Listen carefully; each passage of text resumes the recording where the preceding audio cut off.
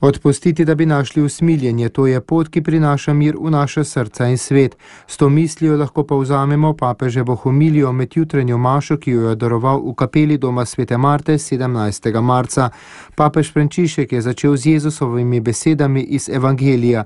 Bodite torej usmiljeni, kakor je tudi vaš oče usmiljen. To držo usmiljenja ni lahko razumeti, kajti navajeni smo soditi, je dodal. Nismo osebe, ki bi po naravi pustile nekoliko prostora razumevanju in tudi usmiljenju. Da bi bili usmiljeni, sta po papeževih besedah potrebni dve drži. Zavedati se, da smo grešniki, in razširiti srce. Prva drža je poznavanje samih sebe, vedeti, da smo storili mnogo slabih stvari, da smo grešniki. Z našim kesanjem se Božja pravičnost spremeni v usmiljenje in odpuščanje.